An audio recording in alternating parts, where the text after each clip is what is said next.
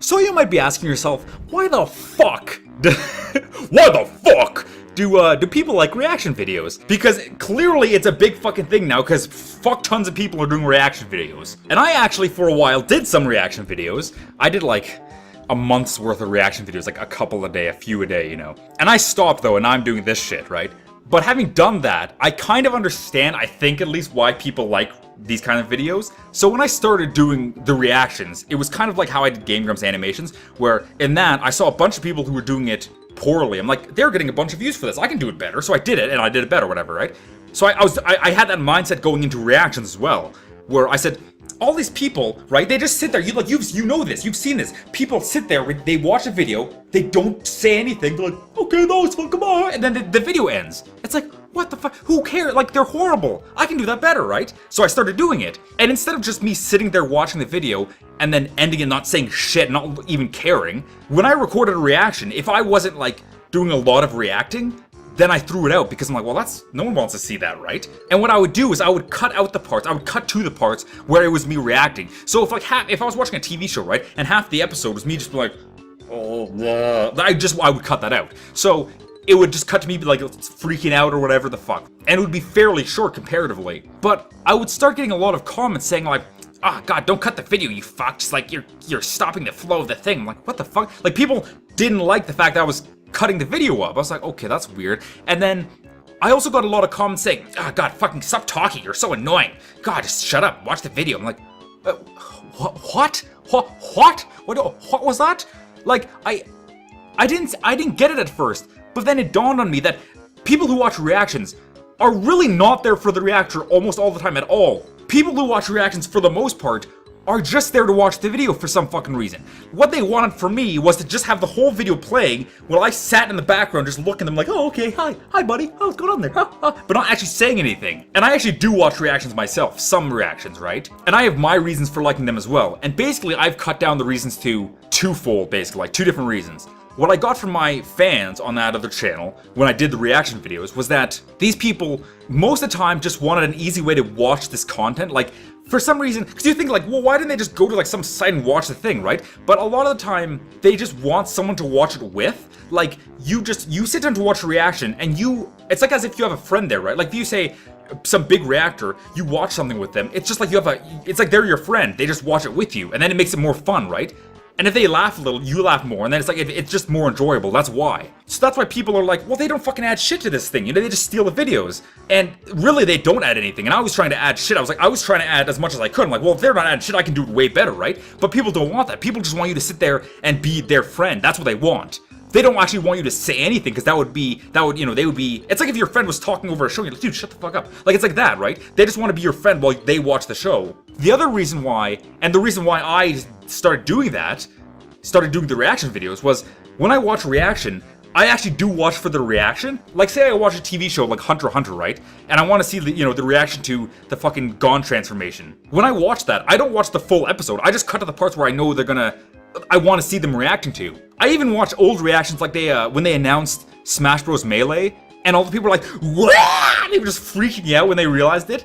Like, I like that bit. Like, I watched that and I was good, right? And that's what I was doing. That's why I was making reaction videos, because I was making them with that mindset. But people do like it for that. But most people like it, like I said before, just so you can watch it with them. And that creates a weird thing, because that sort of format can't really evolve. Because if you do it like that while having the video in the corner, all the comments are like, fucking don't do that. So, like, the fans themselves are stopping people from doing better versions of that, right? Because it's like, oh, well, all these reactors are shit, right? It's like, why don't some good reactors come by that actually do something? It's like, well, I was trying to do that, but people were, like, stopping me, because they're like, no, we don't want this. I'm like, okay, fine, fuck it, I won't do a reaction then if you don't want it. And also, I found a lot of the time I didn't give a shit about the video I was watching. I'm like, I don't give a fucking shit. So now I would just throw out everything I reacted to, and I'm like, well, I just can't do this, right? Well, like, this is easier, because I just talk about whatever for 5 minutes, and that's it. It's really fucking easy. There is other methods of doing quote-unquote reaction videos, like, when I guess it's a reaction video when I, like, talk about something on the internet. Like, I brought up a porn documentary the other day in a video, and I showed clips from it, like, really short clips to illustrate, like, what I was talking about. But then mostly it was me talking about it and laughing at it, right? But since I didn't have the video all the time in the thing, I mean, I couldn't because there was a bunch of, like, nudity in it. But since I didn't do that, people weren't expecting to just be able to watch the video while I shut up. So that allowed me to actually just react to it. And I feel like that's sort of a better format. But if you want to see that, that's like a good segue. If you want to see that, that'll be in the outro. So click the links, and you can watch some grannies showing you how to work a dildo. That's literally what happened. I'm not joking.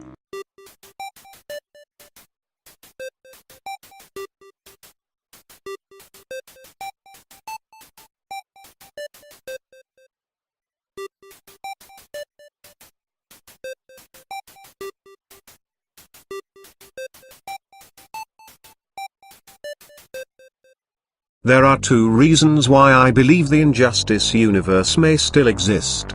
For those who don't know what this universe is, it is an alternate self-contained DC universe that has Superman as a tyrant after the Joker causes him to lose his wife, unborn child, and city. Now let's get right into it. Number 1. In the Convergence story, issue number 1, we witness the Injustice characters suffering from the destruction of their city, with an egotistical evil Superman watching to his own pleasure, refusing to aid, since the people of the world ultimately sided against his rule of the earth. But regardless, even he was not spared and died along with the rest of characters there. And they were not seen again for the rest of the Convergence arc. And then, during issue 8 of the Convergence, Brainiac somehow removes Telos's tie to the world that contained great temporal energy, which, when harnessed, could allow him to reset the recent events of Convergence. And he does just that with the help of a few superheroes in the process. The end result. He was successful in doing so.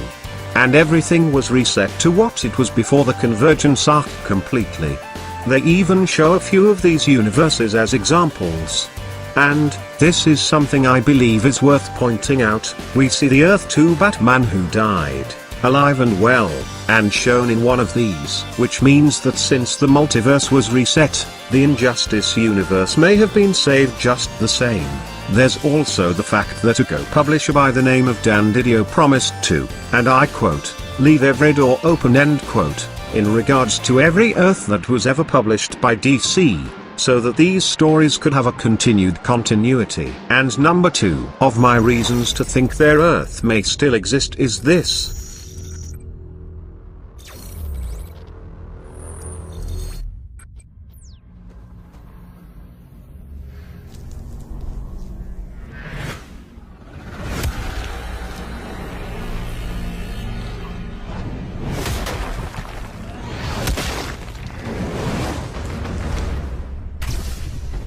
They say that battle changes you.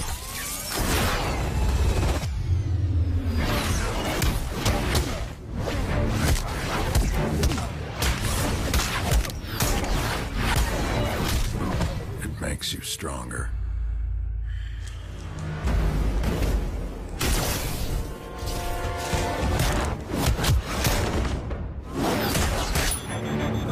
More ferocious.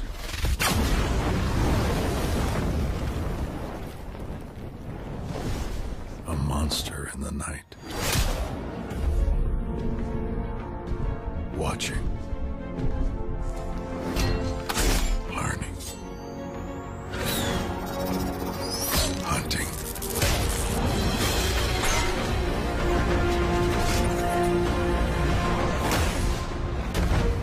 Each time I enter the pit, I emerge reborn.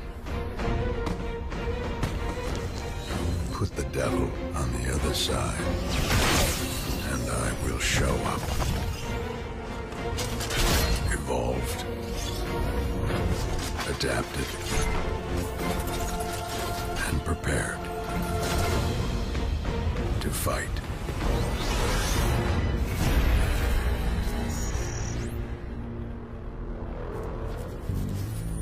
With this game acting as a sequel, it may just be the soul-defying answer to the question of whether it still exists after the Convergence arc. And those are the two reasons why I believe the Injustice Earth still exists. Do you believe otherwise? Or do you agree with me on this specific topic? Post your comments below and share your thoughts. Thank you for listening, and if you enjoyed my discussion with you, then join me every Tuesday for a new discussion. Also feel free to like, share and subscribe. This is Unique Wiz, and please enjoy the rest of your day.